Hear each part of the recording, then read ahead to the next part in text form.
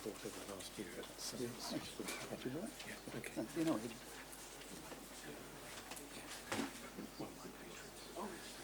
Okay. You can have that one, because we're late today. All right, okay. Right, ladies and gentlemen, good evening. We'll make a prompt start because we've got quite a bit of business to go through this evening, as I'm sure you're aware. We'll start with the annual members' meeting, and I will get the parish notices out of the way.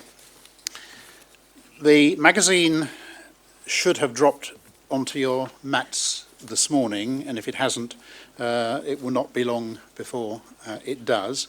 Apologies that it is slightly late, but Easter was a bit of a nuisance coming when it did, and as I explained in the editorial, the printers also decided over Easter to move their premises, but all of that's gone to plan, so you should have the magazine either now or tomorrow morning, hopefully. I won't go through all the detail of the forthcoming meetings. There are a lot of forthcoming visits which we're advertising for the first time. The details are in the magazine. As far as meetings are concerned, our next meeting actually is next week at Acton on the 9th of May, when one of our members, John Dodd, will be talking about LT maps. There are still places for that bookable either on the website or by talking to Susan after this meeting, but you do need to book because we're even more tightly constrained for places at Acton than we are here, so we do ask everybody to book either on the website or via Susan. And then our next meeting here before we take our short summer break is on the 4th of June, when we welcome back Sir Peter Hendy, this time not continuing his life story, but specifically talking about his involvement with Imbabus and the operation of Routemasters over the Salisbury Plain. I say I won't go through the visits in detail. What I will say is two things. One is, in addition to the new visits which we're advertising for the first time in this magazine, there are still places on the visit which we have previously advertised to the Kent and East Sussex Railway, where they're opening the railway just for us on the 29th of June, so that we can look at Coach 353, amongst other things. Places still available on that. I have a confession to make, wearing my editor's hat. There's normally at least one typo in every magazine. You don't always notice it, but I'm afraid this time it's a fairly crucial one. In advertising the visits which are bookable through Helen Cately, I missed out an all-important 17 in her email address. So Helen's email address for booking is Helen Cately 17, which doesn't appear in the magazine, and then the other details as they are there at Gmail, I think it is. So if you are planning to book by email with Helen on any of the visits which she and husband John have organised, please put in that all-important 17 into the email address. Helen is actually away until the 14th of May, so anybody who does send an email to the correct email address will not get an answer for a couple of weeks because Helen's on holiday. Right, that I think is all I need to say by way of parish notices and introduction. We move to the formal business of the annual members' meeting.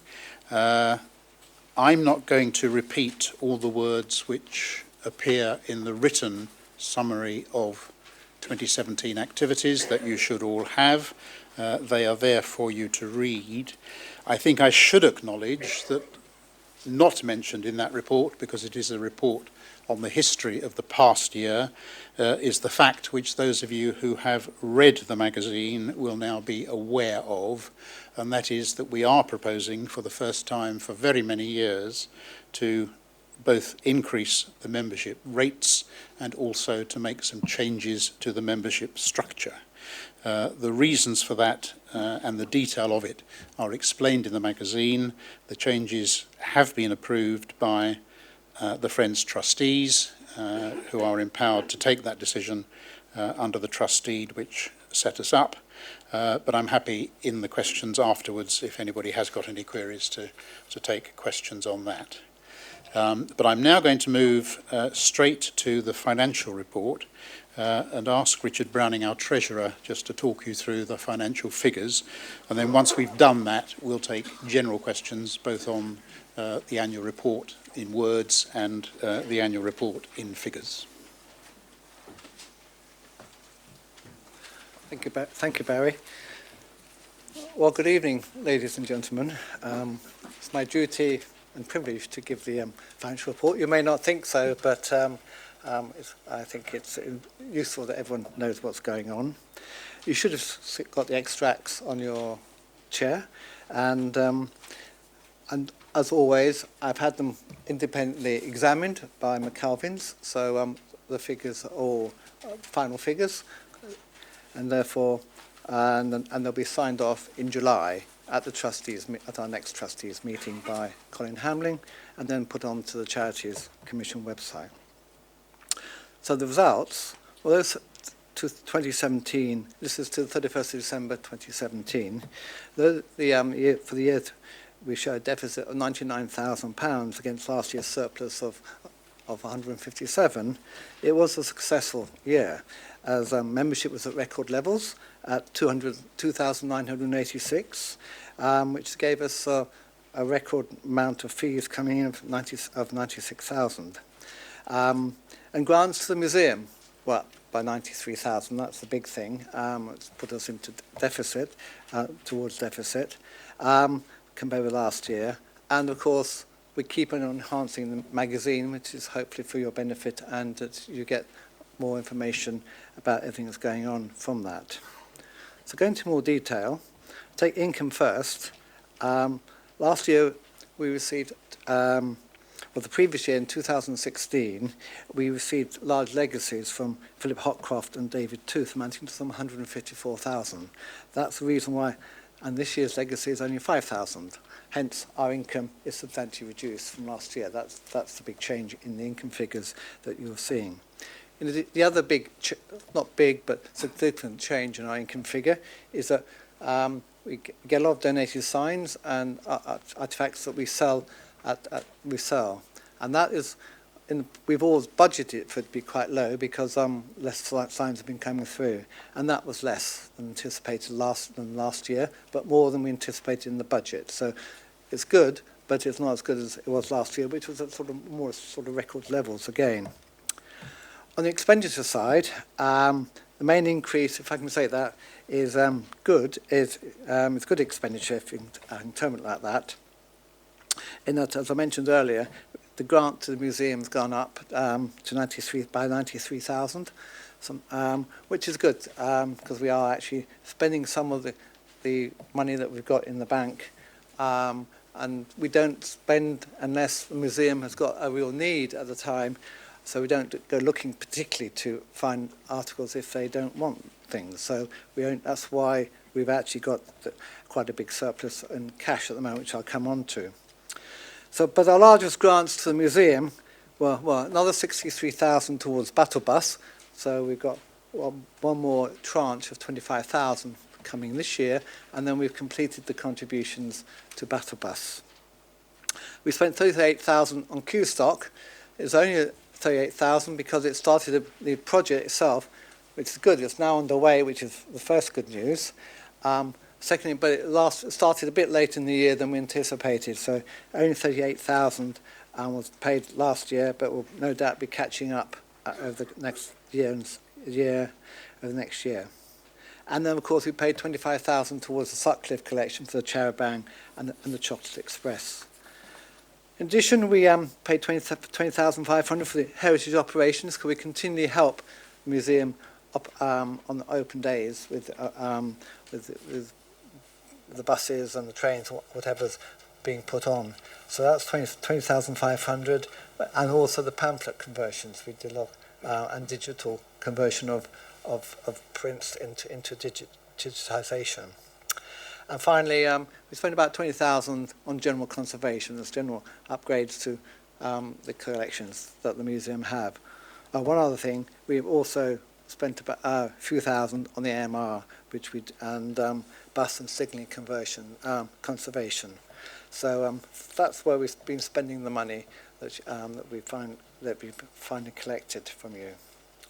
So although we've got so large cash balance of 840,000, which is a lot of money, more than I'd like to naturally hold, because we shouldn't be holding such large sums. We should be spending it on the museum. But 470,000 of that is being held back for Q stock, and it's restricted funds, so we can't spend it except on Q stock or at the moment.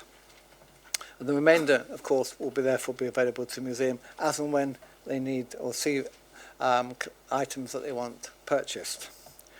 You may also note from the balance sheet that we've transferred our minimal assets of the Acton Miniature Railway to the museum, as they have taken over responsibility from Friends Volunteers, the management and the supervision of the railway. So financially, we are still in a very good position and to support the museum in the coming and future years.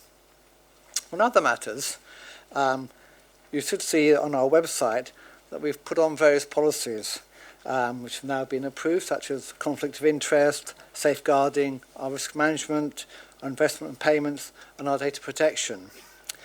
In regards to the latter, this is about to be updated with a privacy policy. As many of you know, there's a requirement now to comply with the new general data protection requirements, which will become law in May this year. This new EU-wide legislation will provide you with greater data privacy and the knowledge of what we do with your personal information. So when you next renew your membership, you'll be asked to indicate how you want the Friends to contact you in future. The options will be either by email, or by post, or by telephone. Or you can use all three options. All three options are important, otherwise we'll not be able to post your membership card or a newsletter to you, nor advise you of the museum priority booking by email. The phone is important, in that if you have any queries, we can contact you by telephone. Also, at the last annual members meeting, a question was raised from the floor about whether it would be beneficial for the Friends to become a CIO or a charitable incorporated organisation. We looked at that very, very carefully and talked to other museums and trustees talked through it in great detail as well. But we believe that since we don't actually get into large contracts, the museum do get into the contracts and we reimburse the museum for the cost of items that we want to support them with. So we don't get into large major contracts. That would be better to maintain the status quo and keep within the trust deed. So those are sort of the key points I'd like to highlight to you. And if there are any questions, I'm happy to take any questions. Thank you, Richard. So we'll do a double act now, ladies and gentlemen. Really, any questions you have either on the accounts as explained by Richard or on our activities, please feel free to ask. I would ask that you wait for the microphone, because people sitting behind you won't hear your question, nor will our listeners worldwide on our YouTube link. So has anybody got any questions? There's a question in the middle here.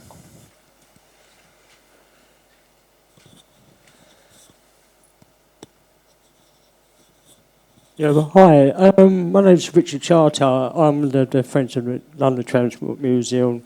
So basically, I've just this is my second time meeting. I find out all about the Q stock that you was asking about. Yeah. And I found one online from 1938 to 1971. Is that correctly right?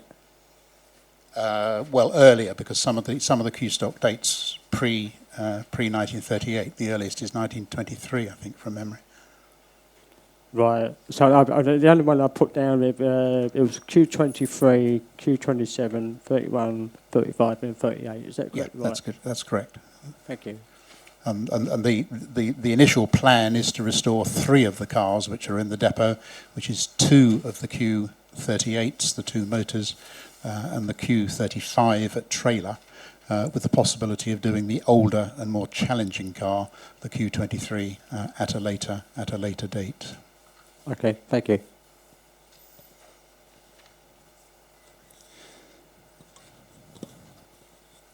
Are questions about Hidden London admissible, Barry? In a way, no, because they're not a Friends activity. No. It depends what your question is. Having got everybody's attention, you might as well ask it. I may still pick it into touch, but we'll see. The link that is provided for us to do an early booking, I've never managed to get it to work. I don't know whether it's me or whether it's other people have had the same experience, but it just doesn't open the website. I always test, when I put a link on, I'm not the only one who puts stuff on the website, but I normally do the Hidden London one. I always test it and it works. A quick show of hands for anybody who has tried to make a Hidden London booking via the link but not had that work.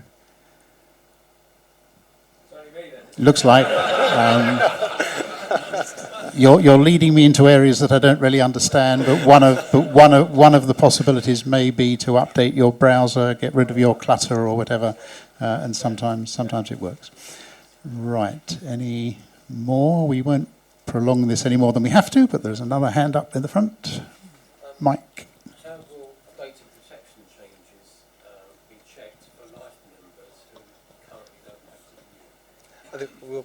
I think we'll have to circulate all members who up to time we get the privacy notices going, and the renewals are after people can tick, but people who've renewed before then we'll have to circulate. You've no doubt had lots of circulations from banks and everything else lately, so you'll have to have another one from us, I believe. So I'll check that with John Waters, who's doing that, but that's what I assume is going to happen, and I think it's going to happen.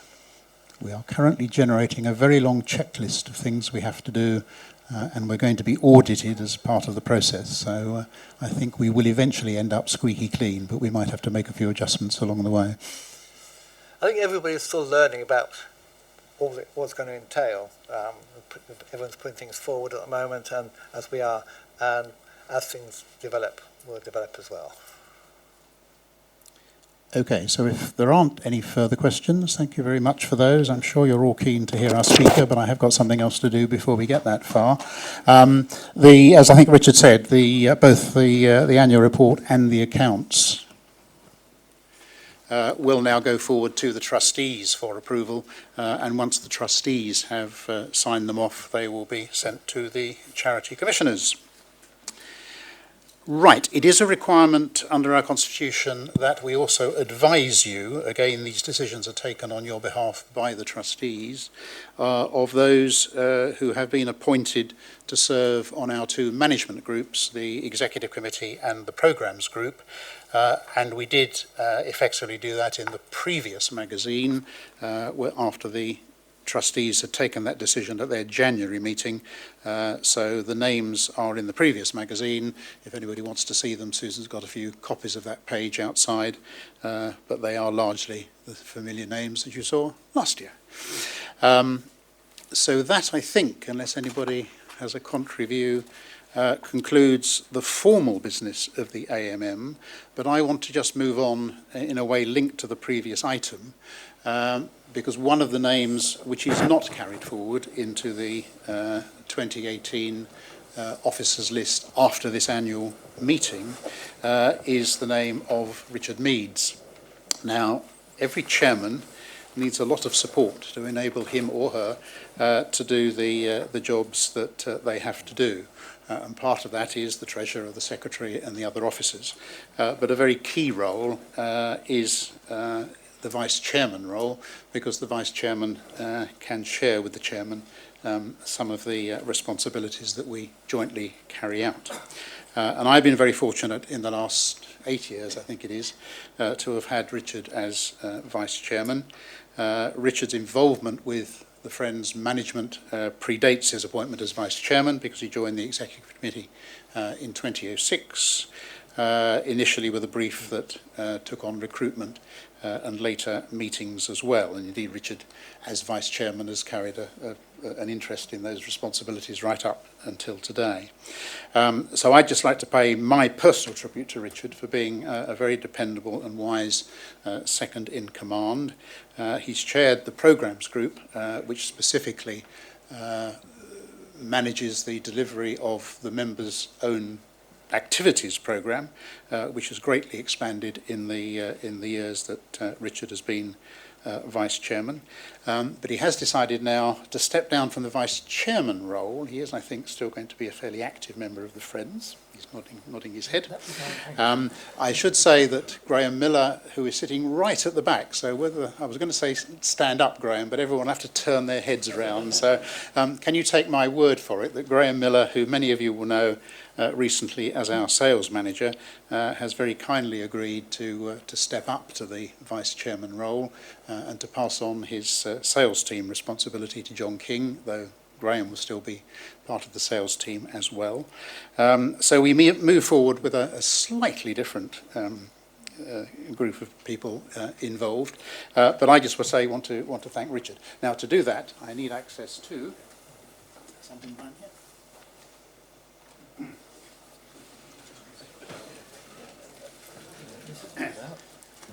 So as well as saying thank you in words, I want to say thank you in deeds and in an artefact, because I have here a painting, which I hope Richard is going to enjoy. What was it the Queen said? One day it might come back to the Friends, you never know. But Richard, in his professional life before the Friends, was greatly involved in the Jubilee Line extension. And so this is an image of a Jubilee Line train at Stratford Depot. It is the original of that. It is not a print. Wow. It is the original. So with my thanks, particularly Richard, but I'm sure also the thanks of everyone here, I won't say a happy retirement.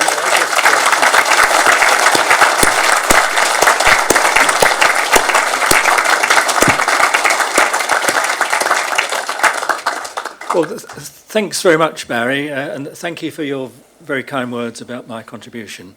I couldn't remember how many years it was, and Barry's reminded me it was 8 years, but as he said, I've been involved somewhat longer. Yes, I'm happy to continue to be involved. I'll certainly try and come to the evening meetings and perhaps arrange the odd speaker here and there and assist the team as much as I can. Thank you very much indeed for the original. Yes, I was heavily involved in the Jubilee Line extension in my early railway planning days, and remember giving evidence to the House of Commons Committee about aspects of the route, including particularly Westminster Station. So it'll be a fitting reminder of that project. Indeed, when I did actually retire from TfL, someone from Canary Wharf presented me with a montage of the development of Canary Wharf, so the two can go hand in hand. So many thanks indeed, but I certainly will keep very closely in touch. Thank you.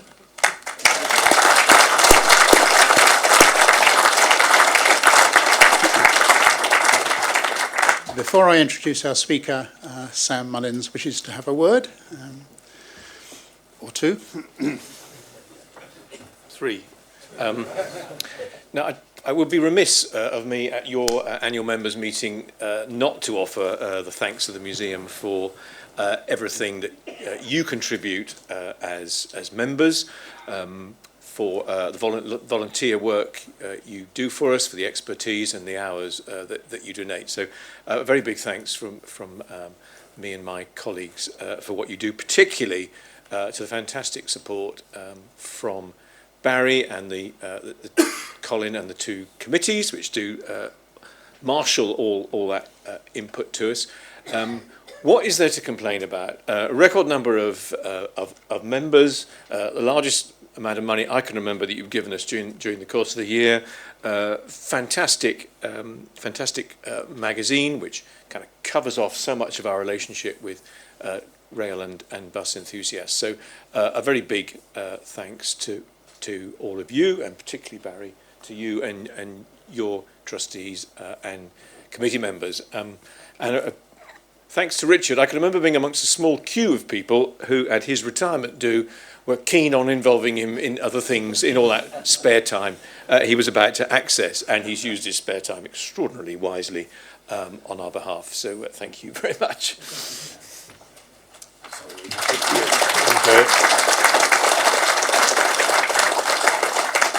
Thank you, Sam, very much indeed. We're nicely on time. Mentally, we'd sort of said to ourselves, we'll probably start Adrian's talk at about 18:45, so we've got a few minutes in hand. I just need to say a few words by introduction. I'm not going to rehearse Adrian's CV because, as you may or may not mention, he's just published the first volume of his memoirs. So if you want to hear the early life of Adrian Shooter, that's now available. Presumably other volumes may follow. In due course. In due course, yes. But what you need to know, if you don't already, is that Adrian was actively involved in British Rail, initially as a management trainee, but of course, crucially, as part of the privatisation process, headed up the management buyout of what became Chiltern Railways and was responsible for the many developments which are still ongoing with Chiltern Railways. A vast array of interests which go much beyond railways into vintage cars, narrow gauge railways, particularly Indian narrow gauge railways. Very much more recently than any of that, chairman of Vintage Trains, a crowdfunding-led activity, which is partly about operating mainline rail tours, but equally importantly is about securing the ongoing expertise and competence of people to carry on that activity in the future. And I think crowdfunding is still open if anybody is no? It certainly is. It I is. shall Good, good. I speak thought of you were that. Jolly good. So that's all I need to say by way of background, but of course what you've all come to hear is Adrian's other recent activity as chairman of Vivarail, the company which is aiming to overhaul, indeed is overhauling, the old District Line D78 stock and, as my note says, upcycle them, there's a good word, upcycle them into the new British Rail Class 230 DMUs and probably other versions. But we'll hear all about that from Adrian, so over to him.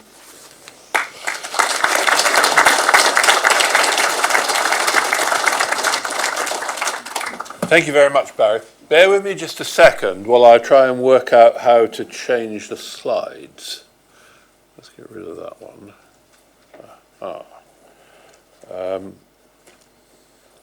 Is the technician still here? Leaving his box. Let's try getting rid of that. We may be there.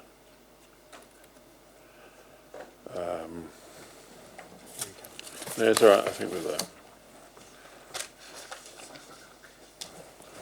Aha! Yeah. It's all right. Done it. Right. Good. Yeah. Right. Good evening, ladies and gentlemen. I'm pleased to see several people in the audience who I've worked with over the years. So welcome.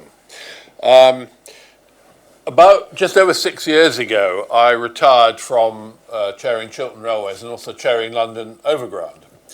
I tried retirement for a couple of weeks and decided that was thoroughly boring, so I wasn't going to do that. So I have no intention of retiring.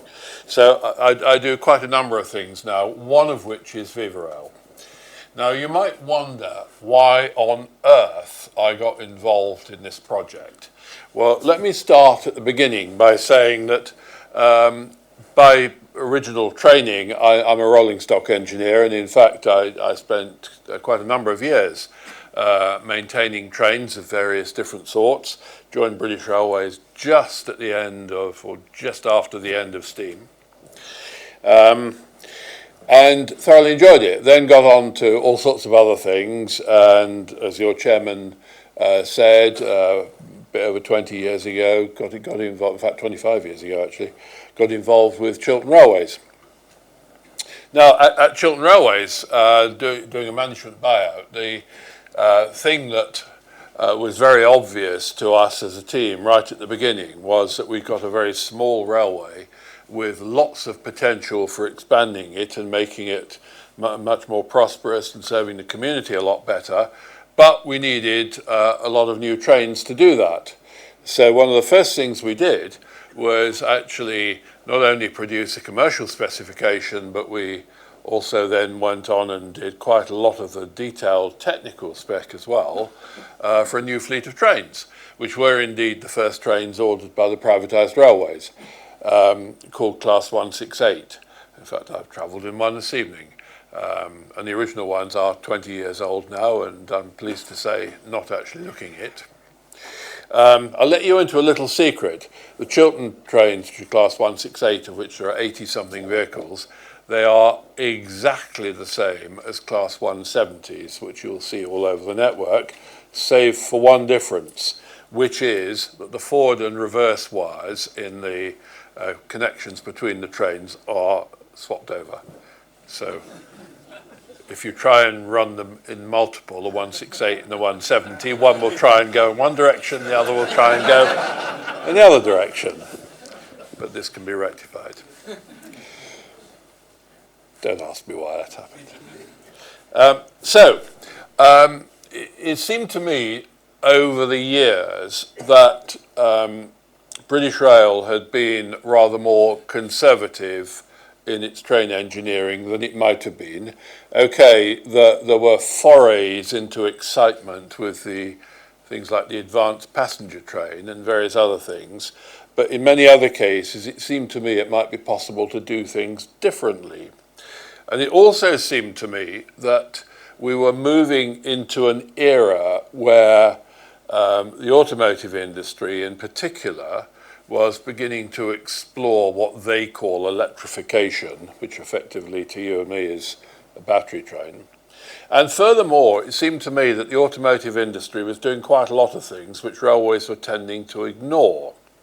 So I thought, well, perhaps we can think about some other ways of doing this.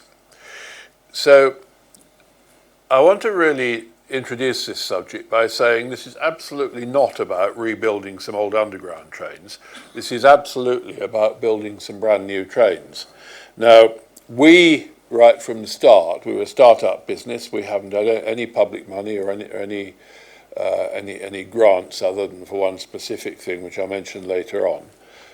So it's totally private investor. There's 8 shareholders, of which I'm one. It's totally our money that's gone into it. One of the things that would have cost us a lot of money to do would be to design and produce a body shell. And we looked around and we realized actually we didn't necessarily have to do that. I remember back in about 1980 there was a paper to the Institution of Mechanical Engineers by one Gordon Hafter, who some of you will remember was the CM&E of London Underground at the time. I still have a copy of that paper. And Gordon was explaining how the D78 stock was going to learn from had learned from the lessons of all sorts of trains on the Underground, some of which had been more successful than others, and produce a thoroughly satisfactory long-lived train. And basically that happened. Now, as some of you will know, the bogies weren't entirely satisfactory, were all replaced about 10 years ago, and replaced actually by a very high quality, very good bogie, which is very, very similar to the one on the S stock. But apart from that, the trains remained more or less as their original design for their whole life. Now, unlike earlier trains, the body is almost all aluminium. There is some steel in it, but it's nearly all aluminium. And I can tell you, because we've examined them in very great detail, there is no corrosion on them of any consequence at all. So, we found all this out before we decided to go and buy them. I have to tell you that the most difficult part of the process so far has been persuading London Underground to sell us the trains. Now, that might sound a bit strange, but I can report to you it's true. It took us a year to actually persuade them to sell us the trains, and we bought about half the fleet. I know many of you have been to see them. Now, just to re-emphasise my point about this being a new train, I mean, it is a new train, and it has to comply fully with all the current standards for new mainline trains, something like 850 of them, which, just to make it a bit more fun, keep changing. And something that you designed to a year ago, the standard has changed, so you actually have to change it and adjust it. Now, when new trains are built, it is quite normal for manufacturers to say, well, we can't quite meet all the standards, so we'll go for a derogation. I'm pleased to say that our train has only got 3 derogations, and they're quite minor, which, just for reference, is less derogations than the Siemens trains on Thameslink have got. Just to put it in perspective, thought you'd like to know that. The first thing we did was to produce a diesel multiple unit version of it, and that's the one that some of you saw the other day when you were at Long Marston, and that's in fact in that picture, and that's actually when it was out on the main line only about a fortnight ago. This picture was taken because we're testing it in order to test some changes that we've made to the diesel engine modules, which we'll be supplying into our first order of new trains, which I'll tell you about in a moment.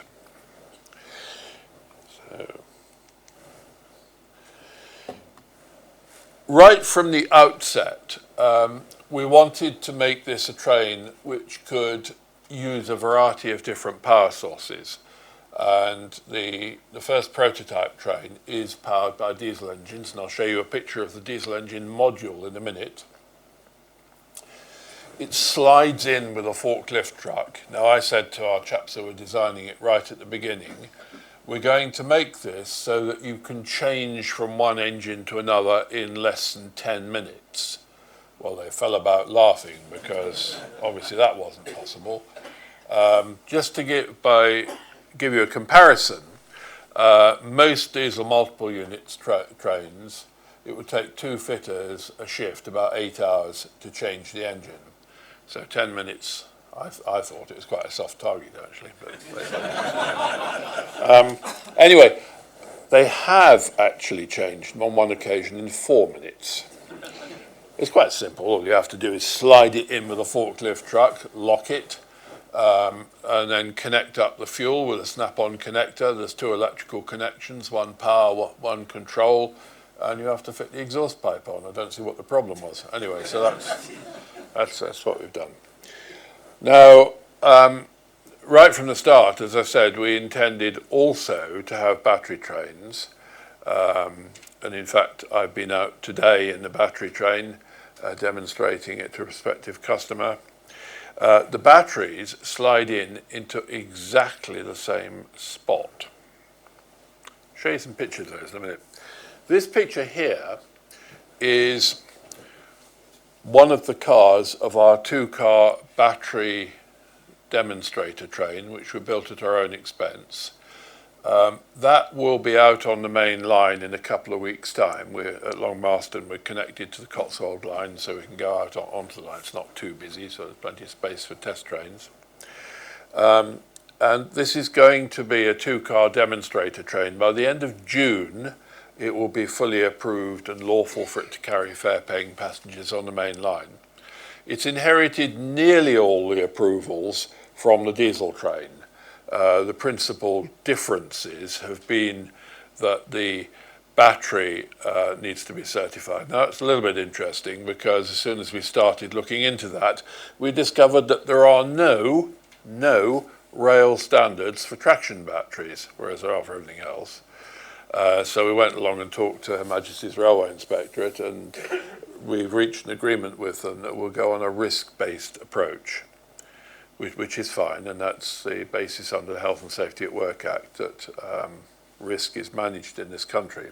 Now, having said that, whilst there are no rail standards, I'm sure that will change, by the way, there are some marine standards, so we've actually adopted those, and we found those quite helpful. So, and that train, by the way, is going to be a demonstrator which will be touring around various parts of the country. Now, you realise that a battery train needs to have a charging arrangement. So, we've designed and patented, with the aid of a small grant from Innovate UK, which is a British government entity, we've designed a battery charging system. And what it looks like is at the terminus. Imagine a line going from A to B and the train terminates in a bay platform or something at one end. It would look like something very familiar to you, which would be a piece of fourth rail in the middle between the two running rails. The difference would be, however, that would be energized at 750 volts DC, as opposed to being at or close to Earth, which is what you would find on the underground. However, it will only be energized when the train is detected as being over it and covering it and preventing anyone from being electrocuted, because the rules are such that you cannot now introduce any electrification system or even extend it with an unguarded live rail. So that system we've designed and patented, and along with Network Rail, we're hoping that that's going to be the national standard for charging battery trains.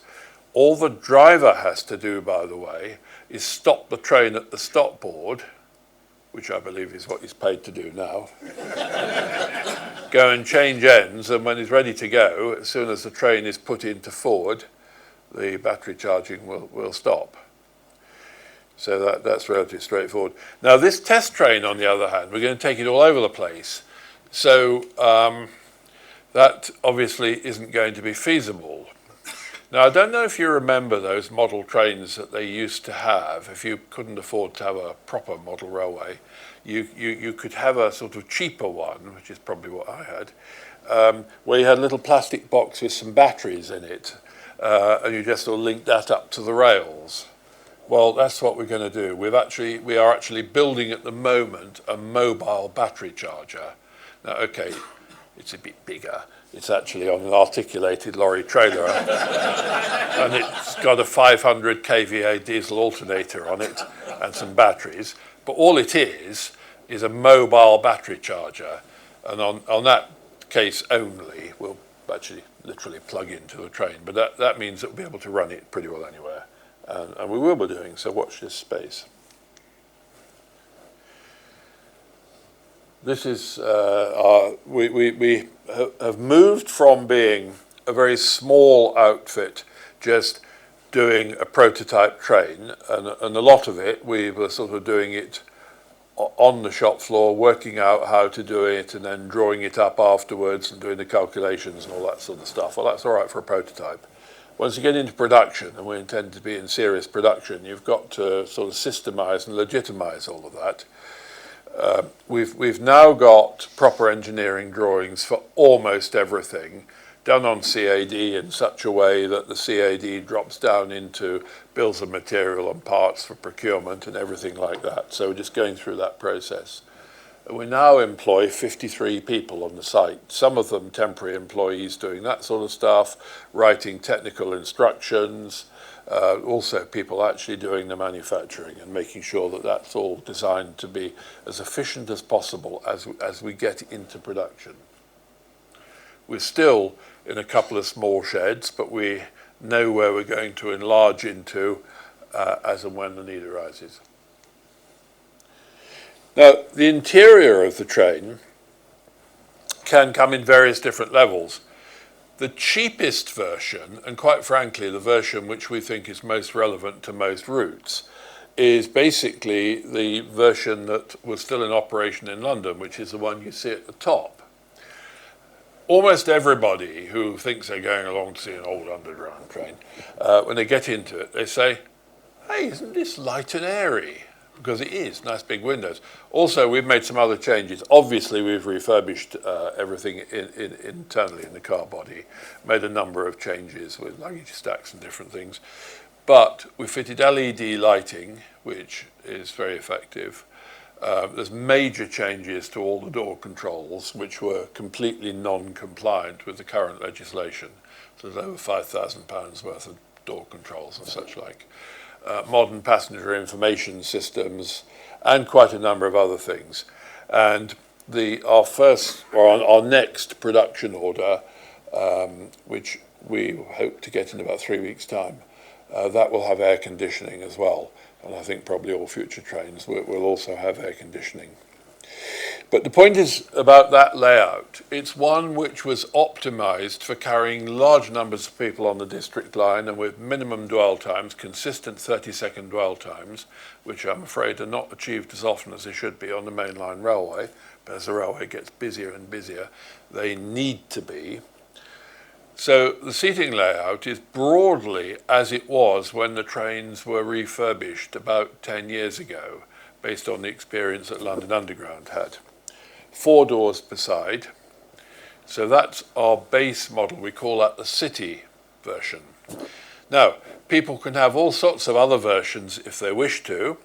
And in fact, our first 3 production trains, which we're currently building and which will be operating from the end of this year on the Bedford to Bletchley branch, have got some of that layout, but they've also got more conventional train seats.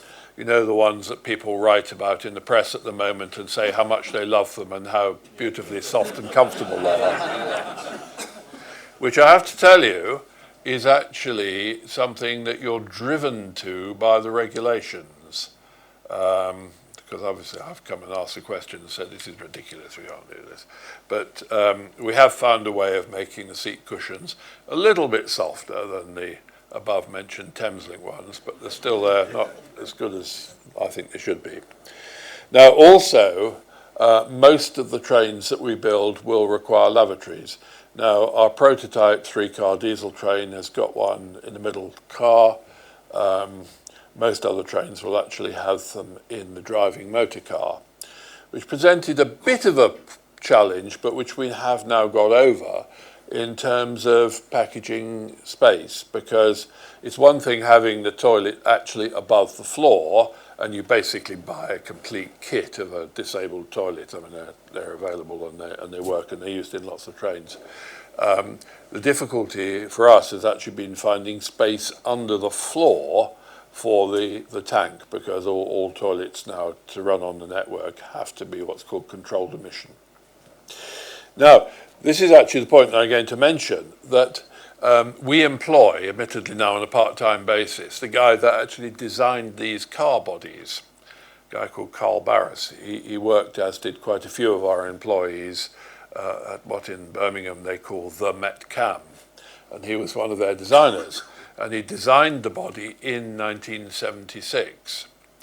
Now, Carl has actually been the person who's done all the design work for us in terms of weight balancing and such like. Because the first thing that happens when the train arrives into our production facility, when we've allocated a car to become a new one, first thing that happens is we remove absolutely everything under the floor between the bogies. And with one exception, which is the West Code brake system, it's all junked, which is why we were very pleased to be able to supply a few bits to the Q27 project recently. And if anyone else is doing up any old trains that want some bits, we've got loads and loads of them. You can have them before they go in the skip. We've done quite a few whistles up for people, which are quite nice. So anyway, Carl has done all the work to balance up all the new equipment. And it's interesting that even the diesel version, which has got 3 days worth of fuel in the diesel tank, the whole thing, all the stuff under the floor, only weighs about a ton more than the original electrical equipment. And if you don't have the fuel tank, it's actually lighter.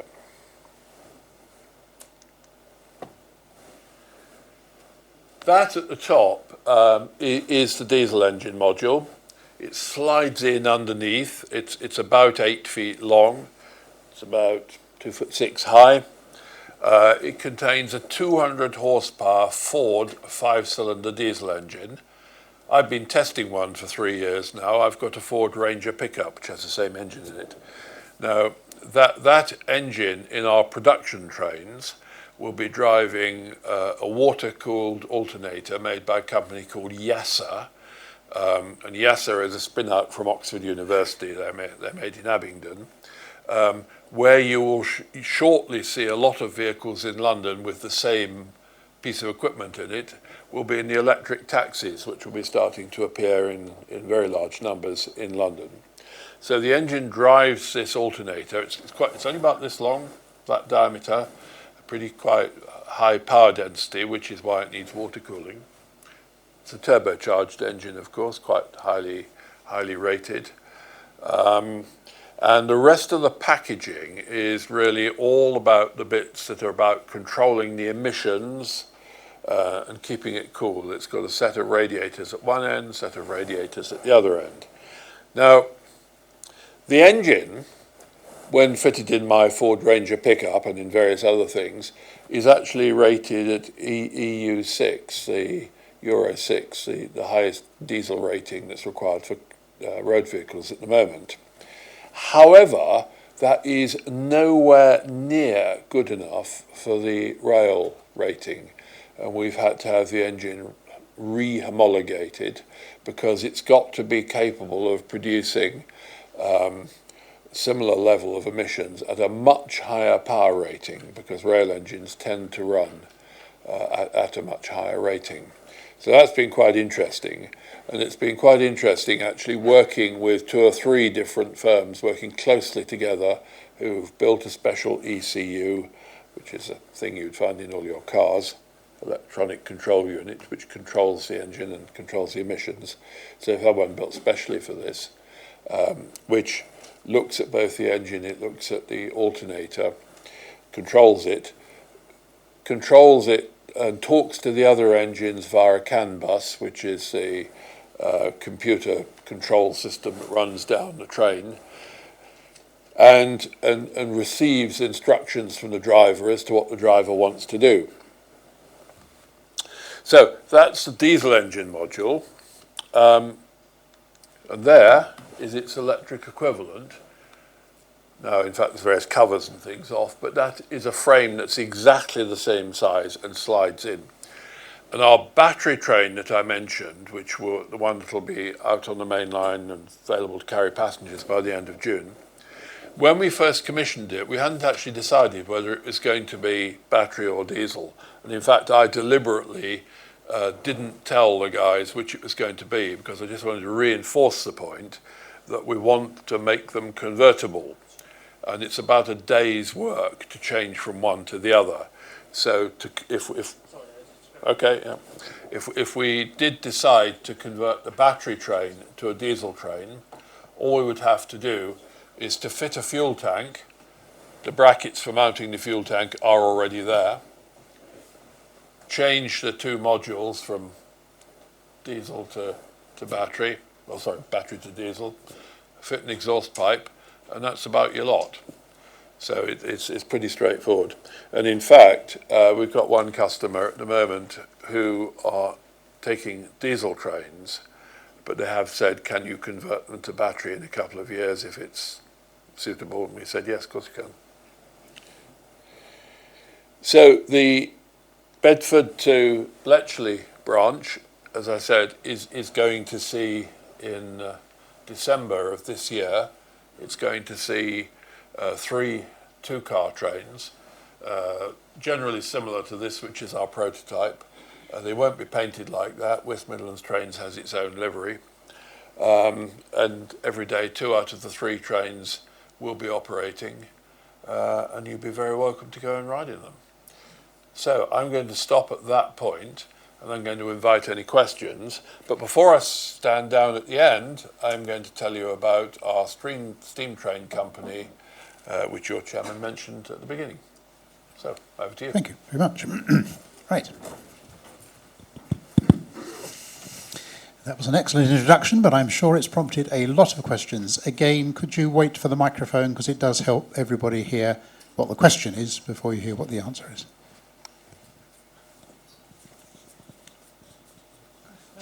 Will there be any opportunities for one more of your trains to be used on the Isle of Wight?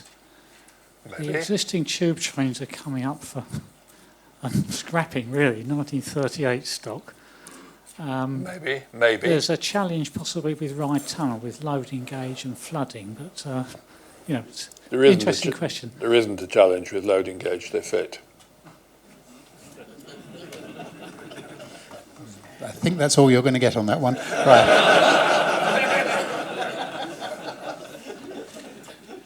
Could I ask a question, please? Battery life. Yeah. How long? Well, it depends, which isn't very helpful, I know. We've done quite a lot of work on this, and with various battery manufacturers, and broadly, the life is proportional to what's called the depth of discharge. So, for example, we know that our 2-car battery train will go about 80 miles before it stops. However, if you do discharge the batteries heavily like that, they won't last that long. A rule of thumb is if in normal operation they don't go below about 30%, they'll last 5 to 6 years. Now, some applications will be a lot more gentle than that. And for example, one that I'm very happy to tell you we're actively promoting with Great Western at the moment is the Thames Valley branches. And on those, we've done quite a lot of work on it. On none of them would the battery be discharged more than about 8% before getting recharged. Now, at that level, the batteries are going to last 8 to 10 years, probably. Now, because everybody says about battery trains, as they do about battery cars, actually, first of all, surely the battery isn't going to have very good range. And in any case, the batteries won't last very long. And when you have to replace them, they'll cost an arm and a leg, won't they? So we'll be offering trains with a warranty. So, you pay so much a year or so much a mile, and we'll keep you in batteries. Okay. Is it on? Yes, it is. Do you have aspiration, or perhaps more importantly, space, for a hybrid option, or are you thinking sufficiently far in the future that you say eventually diesel engines are a real no-no? What do you mean by hybrid option? Like one of the new London buses that's got a diesel engine charging the battery. And I say space is probably the issue. We have a design which is a hybrid train, and we are hoping to find out in 3 weeks' time that we've got a customer for it. And if we do have, we will be announcing that we're building a number of hybrid trains for them, which will be 3-car trains. The driving motor cars will be identical to the battery ones, and they will have batteries. And the middle car will have 4 diesel engines. So that will be a hybrid train. And the reason why the customer wants that particular configuration is, number one, because of the batteries, it'll have a higher rate of acceleration for longer. That train will accelerate, which is pure diesel, will accelerate at 1 metre per second squared up to about 20 miles an hour. The battery train, or indeed the hybrid one, will continue at 1 metre per second squared up to about 40 miles an hour. So if you're in a stopping service, that means you can knock quite a lot of time off. Secondly, the battery train can recover a large percentage of braking energy into recharging the battery. That train has rheostatic brakes, so it uses electric braking, but unfortunately the energy is used just to heat up the atmosphere. So that's the second reason. Another reason of having a hybrid train is we can derate the engines to something a bit above the average power. So the average power required from the engine is probably only about 50%, so we might derate them to about 70%, which means that the engines will last longer. And the final advantage of having it is that if the operator has got some places which they have, where they actually don't want the engines running at all, controlled by GPS, we can turn them off. So it just creeps silently through like an electric train. So, yes, we have a design, and I'm hoping that Shall I pass this one back, Graham? Probably easier.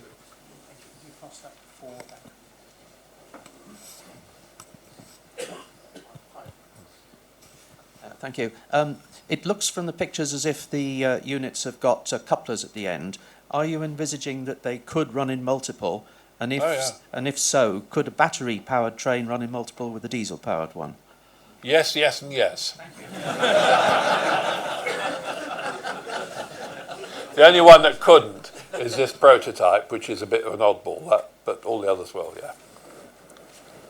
Okay, any other questions? Leave Graham to decide who goes first. Are you a listed company or are you private? We are private. All these questions have got nice short answers, haven't they? Thank you, Adrian. You've done a good meeting so far. I'm looking at these units, if they could be useful for lines like the Valley lines in South Wales, where obviously they need replacing, but they're going to have to do it cheaper. But will these units be able to cope in gradient conditions? Because the lines you said so far don't have severe gradients. Thank you. Well, I would merely point out to you, on the district line, there's Bow Bank, which is 1 in 28, which is actually steeper than anything on the valley.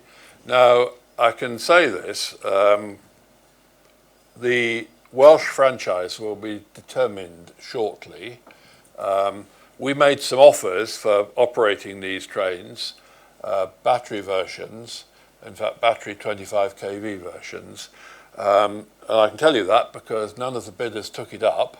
However, I should be watching closely because I and a lot of other people can't work out how the Welsh Government are going to get what they say they want for what they say they're prepared to spend on it. So I should be standing there if they want something. We shall see. Right, there's one more at the back and then we'll work forward. Yeah. Adrian, you've talked of a number of customers for these trains. Are they going to be purchased directly by the customers, or will a Roscoe have to become involved? Roscoe doesn't have to become involved. As far as we're concerned, we're going to sell them. I don't mind whether we sell them to a financier or sell them to an operator. I'll probably do some of each. I mean, just going back to Chiltern Railways. Chiltern Railways actually owns some of its trains and leases others. There's nothing in the Railways Act that says who's got to own trains. Richard, and then we'll come forward.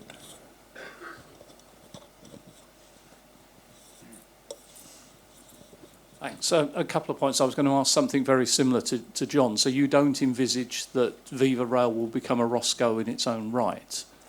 We're not a financial institution. Right. No. And back to hybrids. One of the challenges not hybrids, pure battery.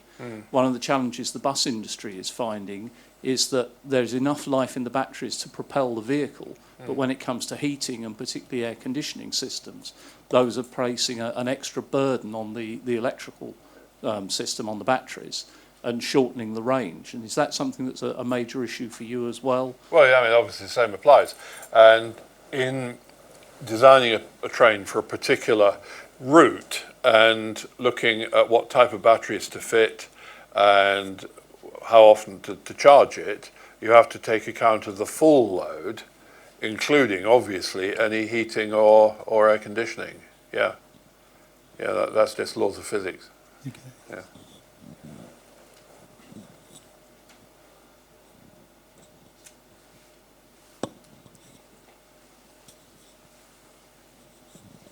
Thank you.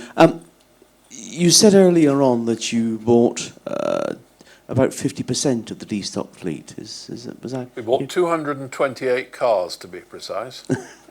Is there a reason why you didn't buy any more? I thought that was enough. Is the remaining stock available, do you know? No, it's all been scrapped, apart from a few that Earlywell have kept for their own reasons. No, thank you. Okay. We bought some bits off some of the ones that were scrapped, like we bought some spare bogies and things. Right bang in the middle.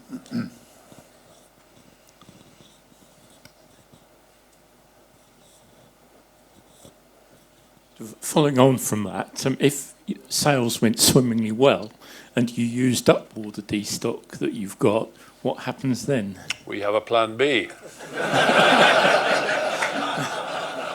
Which is? Which we can't afford at the moment, but if we do sell quite a lot, we may. Yeah. No, we got some ideas. Yeah. Right, we're back towards the back then.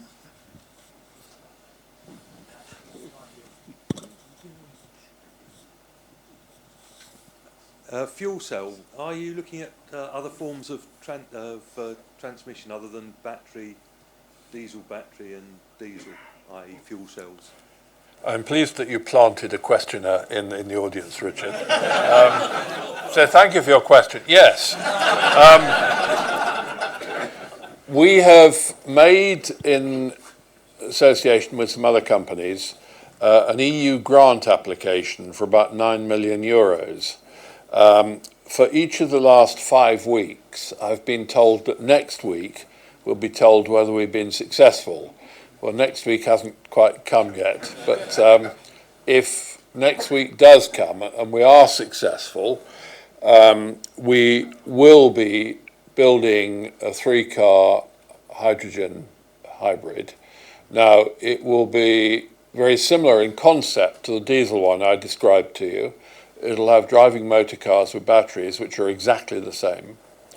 The middle car, however, the entire space under the floor between the 2 bogies will be taken up with a fuel cell and hydrogen storage. Now, we believe that's feasible.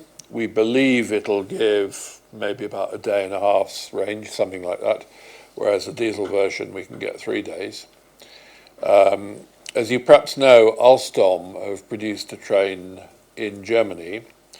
Their loading gauge, of course, is much bigger than ours, and as is the case with certain buses, the hydrogen is stored on the roof. Well, I don't see how you can get that in our loading gauge. So there are quite a few challenges, but yes, we are going to have a go. It's not something that we could afford to do out of our own pocket. If we get the grant, we will see if we can make it work. Right at the very back and then right at the very front. I'll cover the one at the front. Hello, I was just concerned about, are these trains are very distinctive in many ways. Are they competitive in cost terms purely, or are they is their selling going to depend upon their flexibility or their special quality? Well, as I said to you earlier, it's a new train. Yes. But one of the issues which is very relevant is our sort of cost of ownership is much lower than most others. We've really focused very, very much on getting close to eliminating maintenance, not of course quite eliminating it, but reducing the cost. And we believe so in certain applications. They're not right for many applications, but for some we believe they are.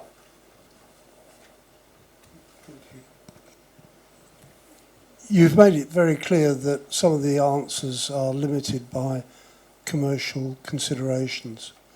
Are you able to tell us where you got that lovely tie from? Yeah, certainly. No, this that was is one not you didn't limited expect, by maybe. any commercial restriction. No, a salesman walked into my office a few years ago with a tie on like this. And I said, "Where do I get one of those?" And he sent it to me a bit later on. I didn't buy what he was selling, by the way. But I did quite like his tie. I'm glad you do. Right, we have time for more questions, if there are any. Can I ask just first of all, is there anybody who hasn't yet asked a question who'd like to ask one before we go to second bites at the cherry? No? Right, off you go. Thank you. You said you've got a mobile charger with a 500 kVA generator on the back. This seems to give you an ideal opportunity to look at the efficiency of the battery option. And the question really is, do you have to put more fuel into the mobile charger than you would into a fuel tank or a diesel, or less, or are they about the same? Because there's clearly a lot of there's efficiency losses in having to charge and then discharge the battery. I don't know if I made the question yes, clear. you're very clear. The answer will be more, because you're right that there are more inefficiencies. That is true. But there's a number of other considerations. In the places where battery trains may be seen as being attractive, are places where people don't want to have any exhaust emissions. Now, of course, you then have to ask the question, well, that's very interesting, but where is the electricity coming from? In which case, my answer is not my problem, Gov. but it's a reasonable question. Okay, anybody else want a final second question? Right, if not. Before I say thank you, just a reminder as to what I said earlier. If anybody is thinking of booking on those visits, perhaps just check with Susan after the meeting to make certain you've got the email address absolutely spot on with that missing 17. That'll just avoid telephone calls and hiccups from those who want to book. So do that, please. Afterwards, we will. Barry, may I just say one more thing? You may. Right. You're going to talk about. Yes, sorry. As you can see, what we're doing here is doing something which is taking advantage of the latest modern technology and trying to benefit from that. But the other end of the timescale, I'm also chairman of a train operating company, which will hopefully get its license in 6 or 7 weeks. This is going to be based at Tyseley in Birmingham. I've been a trustee of the Steam Museum there.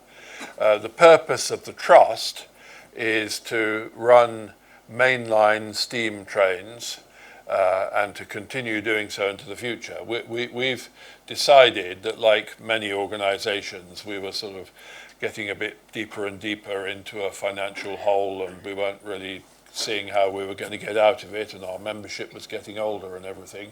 So we've decided to completely revamp the whole thing. We're becoming our own train operator. We're going to do a whole bunch of other things, including training new train drivers and various other things. We're going to do some other things as well, which we'll be announcing in due course. We set off about 2 years ago to apply for the license for this, the biggest part of which is producing the safety management system. We're now in the last bits of just getting that finalised. I'm going to put a press release out tomorrow announcing who our managing director is going to be. He's had a lot of experience in train companies over the years. We need some more capital. We've got about £800,000 over the last 5 months we've raised and selling shares in this. We need some more capital because we want to really turn the whole thing into a very high quality, very exciting operation which will last for many years. And I would like to invite each and every one of you to look at our website. It's very easy to remember. It's vintagetrains.co.uk, vintagetrains.co.uk, and I'm pleased to see the lady here writing it down. I'm sure the rest of you will be able to remember it. And we would be very pleased if you would like to become owners in this venture. Thank you very much. Thank you, Adrian, and do remember that.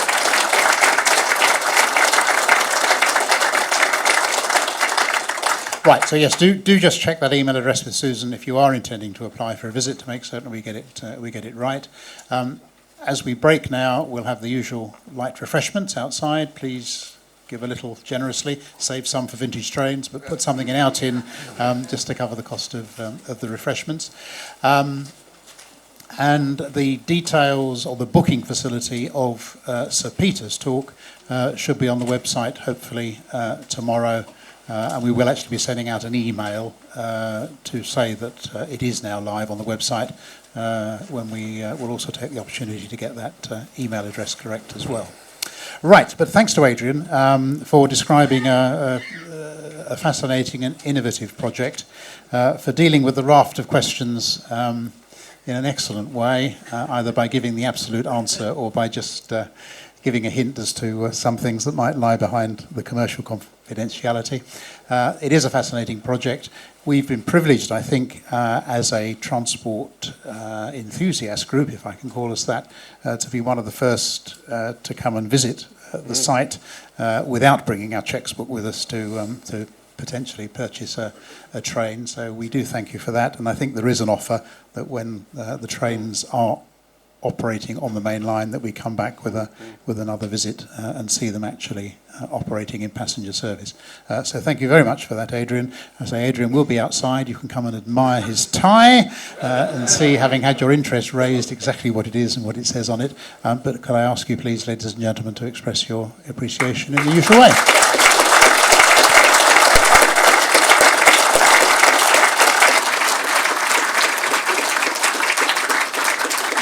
Thank you very much. We will see you outside.